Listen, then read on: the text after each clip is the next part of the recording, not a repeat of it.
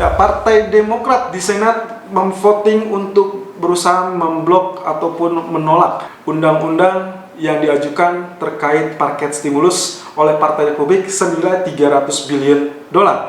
Nah, ini yang mengakibatkan potensi kenaikan yang sempat terjadi di gold 1966 lalu kemudian tertekan. Gold sendiri sebetulnya sempat meyakinkan kenaikannya sampai 1966 pasca statement ataupun rilis data dari ECB yang kemarin sempat kita kupas dan memang sangat positif untuk gold karena salah satu statementnya adalah mempertahankan tingkat suku bunga rendah dan juga paket stimulus lanjutan senilai 1,35 triliun euro. Nah, hal positif dilawan dengan hal yang cukup negatif karena memang para pelaku pasar sangat menantikan kelanjutan dari paket stimulus yang ada di Amerika. Tapi apa boleh buat, ternyata mereka masih belum mengarah kepada persetujuan, apalagi dengan nilai yang sangat jauh menurut Partai Demokrat. Mereka menginginkan atau mengajukan 3,1 triliun US dollar, sementara yang diajukan oleh Partai Republik hanya sekitar 300 billion US dollar. Wow, sangat jomplang dan kemungkinan potensi inilah yang menjadi konflik yang tidak berkesudahan. Nah, dalam technical kali ini saya sudah persiapkan outlook selanjutnya, termasuk juga dolar yang sempat diwarnai dengan tekanan dari dark cloud cover, formasi yang sudah ada di daily chart, tapi ternyata sekarang dilawan dengan kondisi hammer. Apakah ini potensial untuk melakukan rally kembali, akhirnya menekan atau menenggelamkan emas di penghujung pekan ini, atau justru nantinya akan terjadi vice versa di pertengahan malam karena ada rilis data CPI yang akan kita waspadai di hari ini. Technical View 11 September 2020. Irfan untuk Agrodana. Oke, dan kembali dengan indeks dolar atau DXY. Di sini grafik daily chart setelah kemarin seharusnya confirm terjadi penurunan yang sangat signifikan dan Anda bisa lihat di sini tailnya cukup panjang. Dark cloud cover kali ini diganggu oleh ini adalah potensial yang kita sebut dengan hammer ya. Artinya akan terjadi pembalikan. Kalau kita hitung per candle mungkin iya. Ya, tapi kembali lagi kalau kita lihat dari uptrend yang bertubi-tubi terjadi dalam satu pekan atau 2 pekan terakhir ini, lalu kemudian terjadi sinyalemen dark cloud cover. Seharusnya maka yang paling dominan adalah bearish candle kembali. Jadi let's say kemarin terjadi ini karena kemungkinan potensinya adalah berita yang tidak diduga-duga seperti tentang paket stimulus yang ternyata menurut rumor apa yang akan diajukan oleh Senat dari Partai Republik akan ditolak oleh Partai Demokrat. Nah, ini yang kemungkinan terjadi. Jadi kemungkinan spike up, lalu kemudian hari ini kita akan lihat potensinya apakah technical akan kembali berjaya atau tidak. Kalau iya, berarti kita akan melihat potensi bearish candle kembali. Tapi kalau tidak, atau let's say masih mengkalkulasikan dengan apa yang terjadi tadi malam, maka ini bisa akan melanjutkan kenaikan ataupun kita sebutnya dengan rebound. Nah, di grafik H4 sendiri, kemarin kita sudah sempat bahas bahwa walaupun nantinya ada penurunan di area ini saya tandai kemarin dan pertanyaannya adalah pullback. Kalau ini pullback berarti dia akan rebound, tapi kalau misalkan ternyata bukan pullback dia akan tergelincir lanjutan. Sebetulnya dia sudah bagus ya, ini sudah tergelincirnya sudah sangat pantas lalu kemudian equal dengan bagian ini. Dan ternyata di next candle-nya dia rebound. Nah, ini faktor berita ya. Lalu kemudian juga technical juga sebetulnya normalnya memang seperti ini. Nah, tapi kali ini yang saya curigai, saya perhatikan Anda lihat dari sini swing high, lalu kemudian dia terkoreksi ya, swing high atau spike, kemudian terkoreksi. Nah, di saat area ini dia juga kembali spike. Nah, saya agak sedikit penasaran, apakah kenaikan memang relatif terhenti di area zona ini? Ya, ini garis putus-putus yang saya miliki.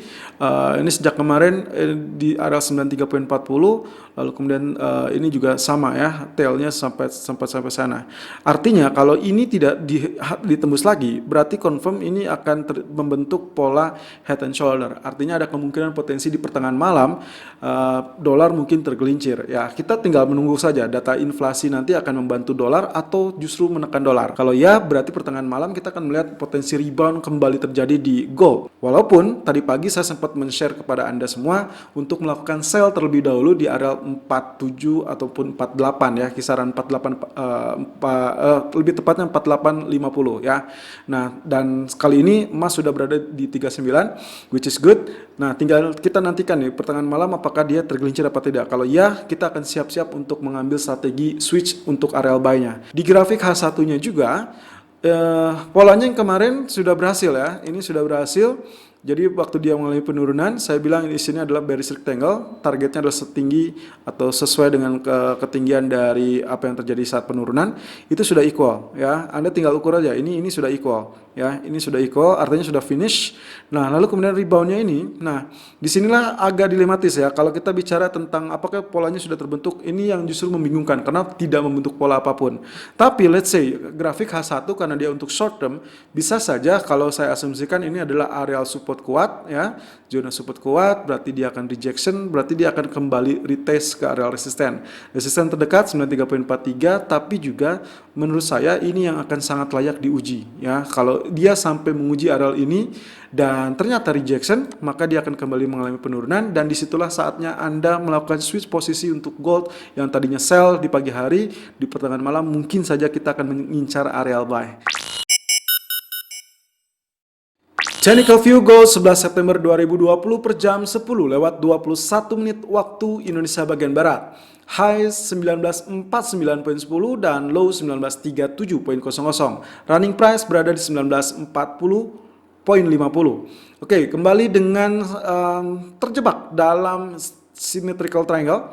Ternyata kemarin meskipun dia sempat spike dan melewati zona biru, kurang lebih areal tertinggi yang tercapai adalah 1966.20. Andai saja kemarin berhasil ditutup di atas area trendline ini, ya, di atas triangle, maka kemungkinan hari ini kita confirm akan mengincar areal buy kembali. Tapi sayangnya ternyata dia berupa tail, lalu kemudian ditutup dengan potential doji. Nah, dojinya sendiri ini berlawanan dengan apa yang terjadi di tanggal 8 September yang lalu. Kalau ini kemarin kita memiliki dragonfly doji, ataupun mungkin lebih kepada hammer sebetulnya. Yang ini bisa, kalau misalkan ini diasumsikan dragonfly, berarti ini bisa saja gravestone. Kalau gravestone doji berarti ini akan terjadi penurunan. Ataupun misalkan ini dianggap shooting star, ini pun akan terjadi penurunan. Artinya bearish candle kemungkinan akan mewarnai untuk hari ini. Tapi kita lihat potensi supportnya kali ini akan berada di areal 1930. Sampai saat ini kurang lebih areal terendah adalah 1937. Resistennya kebetulan sekarang ada di areal 1951. Ya, jadi walaupun ada zona biru di 1955, jadi ada resisten yang akan sedikit mengganggu. Nah, ini kalau misalkan lihat dari US dollarnya tadi, bahwa dia ada kecenderungan ada hammer, berarti ada kecenderungan untuk spike up juga. Di grafik H4-nya, kemarin ternyata area yang sudah kita tandai betul ya, ternyata ini strong resisten. Walaupun dia sempat spike dan itu sempat meyakinkan karena dia betul-betul spike-nya sangat cepat ya, very strong ya, very strong. Tapi apa yang terjadi ternyata dia kembali ke dalam zona ini dan akhirnya tertekan. Oleh karenanya di grafik DXY ataupun dolar di H4-nya bentuknya juga mirip, dia sudah tail ke bawah lalu ternyata rebound kembali. Nah, ini yang mengakibatkan akhirnya saya memutuskan untuk mencari area sell terlebih dahulu di pagi hari ini, sesi Asia sampai mungkin sesi Eropa ya. Tapi kita akan lihat nih, ini zona-zona support yang penting sudah ditembus, sudah dikenakan. Ini support pertamanya 1938 ataupun 1937, berarti confirm ini sudah oke. Berarti yang Anda lakukan sell tadi pagi, congratulations. Nah, kemudian zona yang kedua yang harus diperhatikan adalah 1930. Ini teritori historical price-nya berada di 1928, 1931 ya. Jadi perhatikan area itu. Dan yang paling ideal kalau Anda menanyakan apakah ini bisa dilakukan buy apa tidak. Yang paling ideal berarti zonanya 1928 sampai zona area Fibonacci Fan 61.8 ini ya. Ini adalah 1918 atau 1919. Jadi kemungkinan potensinya kalau Anda ingin melakukan buy, saya lebih suggesting di area 1918 sampai 1928 atau paling minimum kurang lebih 1918 sampai 1925. Itu yang mungkin akan terjadi. Tapi kita juga harus melihat kondisinya dari data CPI nanti malam. Nah, di grafik H1-nya tadi pagi saya sempat melirik kurang lebih zonanya seperti ini ya. Jadi waktu pagi-pagi saya membuka grafik, saya melihat ini belum terbentuk. Lalu kenapa saya memutuskan untuk sell? Ternyata bentuknya kalau misalkan Anda lihat ya, kita lihat step by stepnya terlebih dahulu. Kenaikan, lalu koreksi, kenaikan, koreksi, kenaikan ya. Kalau saya asumsikan ini wave 1, 2, 3, 4, 5, berarti wave 5-nya sudah selesai. Artinya saya akan menentukan pola A, B, C. Dan ini sedang terbentuk adalah pola C. Sementara tadi pagi wave B-nya yang belum terbentuk, sehingga saya memutuskan untuk mencari pullback terlebih dulu atau let's say kenaikan lalu untuk kembali ditekan ya. Kalau misalkan Anda lihat spesifik di bagian wave terakhir saja ya, bentukannya mirip dengan head and shoulder. Jadi ini kurang lebih dia mengalami kenaikan, koreksi, naik, lalu kemudian koreksi, naik kembali, dan ini equal ya, equal. Jadi ini left shouldernya, ini adalah head, ini adalah right shoulder. Supaya gampang, saya akan mengukur areal ketinggiannya berapa ya. Ini adalah untuk acuan apakah kita sudah saatnya melakukan buy atau tidak.